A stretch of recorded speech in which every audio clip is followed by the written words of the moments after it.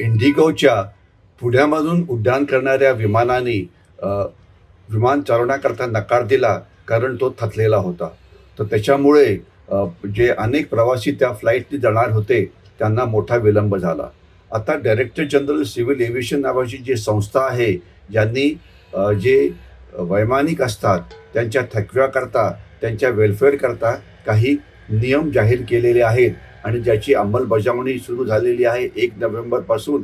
आणि याच्यामध्ये बेसिकली काय दिलेलं आहे, की दाखवलेलं आहे, की एक वैमानिक जास्तीत जास्त किती तास उडू शकतो.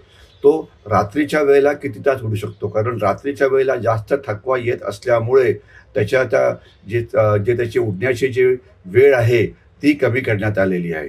याच्याशिवाय रात्रीच्या वेळेला ज्यावेळेला विमान लँड होतं, ते लँडिंग ते अतिशय कौशल्यपूर्ण असतं. तर त्याला म्हणजे एकाच रात्री 2 वेळा जास्त लँडिंग करू नये, अशा प्रकारच्या सूचना देण्यात आलेल्या आहेत. याच्याशिवाय ज्यावेळेला त्याला आठवड्याची सुट्टी मिळते, ती सुट्टी किती तास असावी याविषयी माहिती देण्यात आलेली आहे. याच्याशिवाय त्याला महिन्याच्या अखेर किती सुट्टी मिळायला पाहिजे, याच्याविषयी सूचना देण्यात आलेल्या आहेत. आणि त्याच्यानंतर सलग किती तास आपण उडू शकतो, याच्यावरती सूचना देण्यात आलेल्या आहेत. तर त्याच्यामुळे आता या ज्या एअरलाईन्स आहे, त्यांना जे आपलं वैमानिकांचं विमान चालवण्याचं जे त्यांचं कोष्टक असतं, ते त्यांना अतिशय काळजीपूर्वक तयार करावं लागेल. कारण ज्या विमानामध्ये 2 वैमानिक असतात, तर ते किती तास उडू शकतात याच्यावरती मर्यादा असल्यामुळे जर त्यांचे तास पूर्ण होत असतील, तर पुढच्या कुठल्यातरी विमानाच्या म्हणजे स्थळाकडनं किंवा दुसऱ्या एअरपोर्टवरनं वैमानिकाची बदली ही करावी लागेल. रात्रीच्या वेळेला वैमानिकाची बदली ही जास्त वेळा करावी लागेल. जास्त वेळा लँडिंग झालं, तर पुन्हा वैमानिकाची बदली ही करावी लागेल आणि त्यांना आराम जो आहे, तो द्यावा लागेल. तर याच्यामुळे जास्तीत जास्त कालावधी किती, रात्रीच्या वेळेला कालावधी किती करायचा आहे, किती वेळ तुम्ही लँडिंग करायचं आहे रात्रीच्या वेळेला, किती वेळ दिवसाच्या वेळेला लँडिंग करायचं आहे, हे सगळे नियम DGCAनी तयार करून दिलेले आहेत. तर याच्यामुळे काय होईल, की वैमानिकांना जी सुट्टी मिळते, जो आराम करायला मिळतो, तो जास्त असेल. तर त्याच्यामुळे त्यांचा थकवा कमी राहील आणि त्याच्यामुळे म्हणजे ॲक्सिडेंट होणार नाहीत किंवा जे आपले प्रवासी असतात, ते जास्त सुरक्षित राहतील.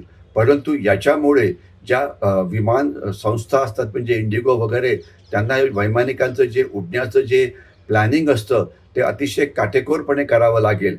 अनेक वेळा काय होतं, एखादा वैमानिक आजारी पडला, तर त्याची बदली करावी लागते. एखादा वैमानिक काही कारणामुळे आलाच नाही, तर ते विमान वेळेवरती जावं म्हणून दुसऱ्या कुठल्यातरी वैमानिकाला त्याची जागा घेण्यास सांगितलं जातं. म्हणजे विमानाचं उडण्याचं प्लॅनिंग करताना एअरलाईन्सना सुद्धा वेगवेगळे प्रॉब्लेम्स येतात, की ज्याच्यामुळे वैमानिक अचानक काही कारणामुळे तिथे त्याची उपस्थिती आपल्याला मिळत नाही. तर अशा वेळेला जो वैमानिक तिथे अवेलेबल असतो, त्यालाच एक्स्ट्रा काम करायला लावलं जातं. तर आपल्याला आता सुवर्णमध्य साधण्याची गरज आहे, ज्यामुळे वैमानिकांना पुरेसा आराम मिळेल, ज्याच्यामुळे जे त्यांची उड्डाणं असतील, ती सुरक्षित राहतील आणि ज्यामुळे प्रवासीसुद्धा सुरक्षित राहतील. तर म्हणून महत्त्वाचं असं आहे, की हे सगळं बोलणं बरोबर आहे, परंतु याचं जे डॉक्युमेंटेशन आहे, की प्रत्येक वैमानाचा लॉग असायला पाहिजे, तो किती तास उडला, कधी त्यांनी रेस्ट केली, हे पूर्णपणे अवेलेबल असायला पाहिजे. ज्यामुळे या नियमांची अंमलबजावणी होते की नाही, हे आपल्याला कळेल.